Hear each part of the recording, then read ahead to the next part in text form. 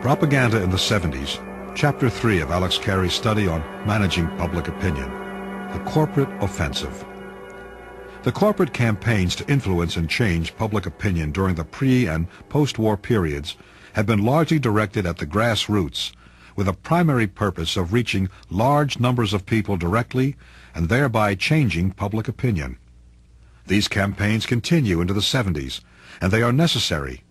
First Vietnam, then Watergate produced a disastrous collapse in public regard for all American institutions, and for business in particular. So in 1975, the Advertising Council again initiated a national program of conservative economic education on a scale similar to the post-war program. In 1977, Fortune described the continuing Ad Council campaign as a study in gigantism, saturating the media and reaching practically everybody. By 1978, according to expert witnesses before a congressional inquiry, American business was spending $1 billion per year on grassroots propaganda.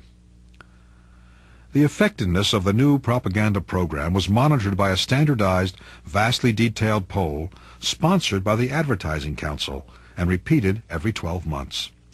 By 1980, the annual poll showed that the proportion of Americans who think there is too much government regulation, a matter at the very heart of the new right propagandists' concerns, had risen from 42% to 60%. Ronald Reagan's election followed. A New York firm which specializes in monitoring public opinion for business reviewed the changed mood of American politics and observed, "Between Jimmy Carter's election in 1976 and Ronald Reagan's victory in 1980, the outlook of the American people underwent one of those decisive shifts that historians generally label as watershed events." The review speculates about possible explanations for the startling reversal of public opinion, but it entirely overlooks business's billion-dollar propaganda campaigns. Again, as in 1919-21 and 1945-50, a business-sponsored assault on public opinion coincides with a dramatic swing to conservatism. And still, the meaning of all this for democracy is not raised in any substantial way. Yet another form of propaganda is developed in the 70s.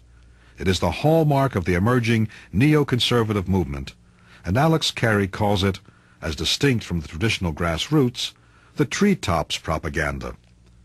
What you're about to hear now is the chapter on think tanks and their role in the election of Ronald Reagan, from Alex Carey's study, Managing Public Opinion, the Corporate Offensive.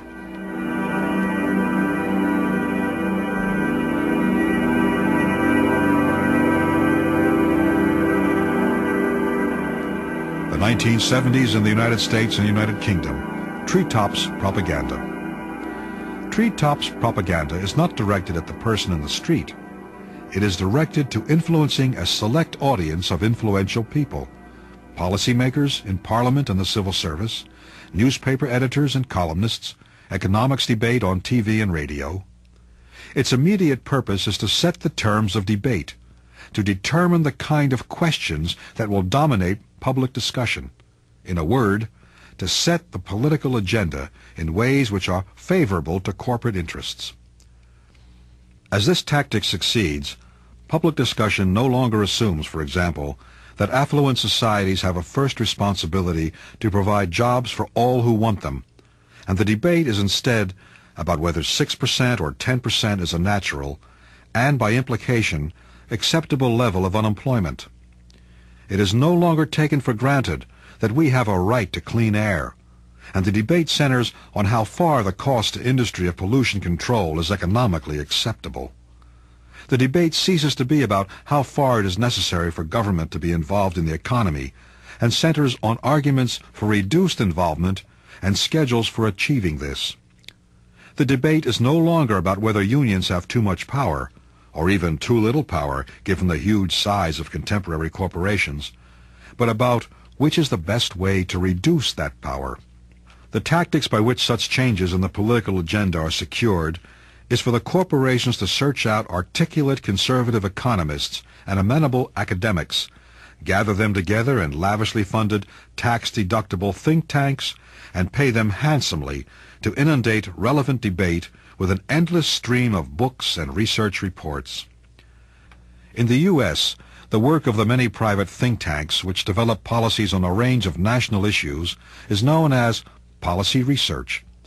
Such organizations have been around for a long time, some more right-wing, like the Conference Board and the Hoover Institution, others less right-wing, like the Brookings Institution and the Committee for Economic Development. The 1970s saw the emergence of an aggressive new breed among these organizations, which, lavishly funded by corporations, produced an incessant flow of market-oriented studies. Perhaps most importantly, the new think tanks placed a quite new emphasis on promoting and disseminating their products nationwide, that is, on proselytizing. The new or revitalized think tanks and the scholars they recruited virtually created the neoconservative movement of the 1970s. I would like to add here another observation from Noam Chomsky, an observation that addresses the particular danger of propaganda that is directed not at the people at large, but at the educated parts of the population. One reason that propaganda often works better on the educated than on the uneducated is that educated people read more, so they receive more propaganda. Another is that they're the commissars.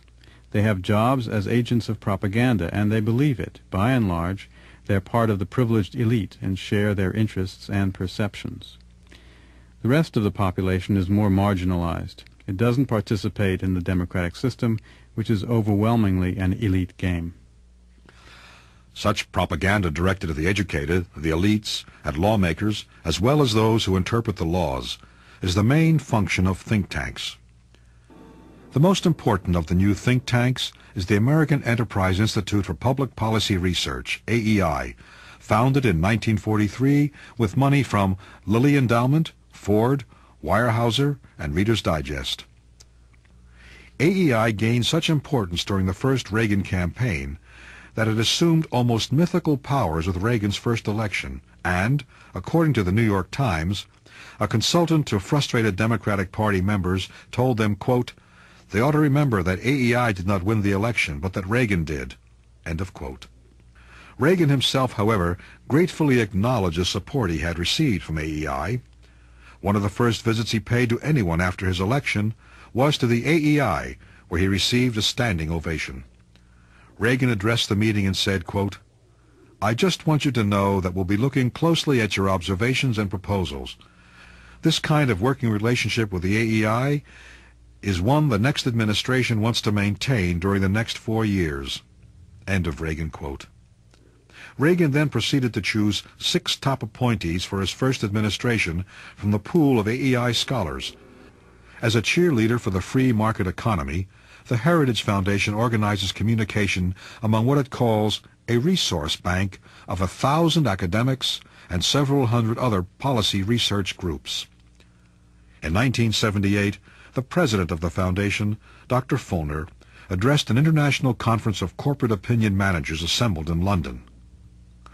"The American public policy arena," he reported happily, "is awash with in-depth academic studies, which lead to the inescapable conclusion that the free market operates more efficiently, more humanely, and less expensively than any planned statist or socialist alternative.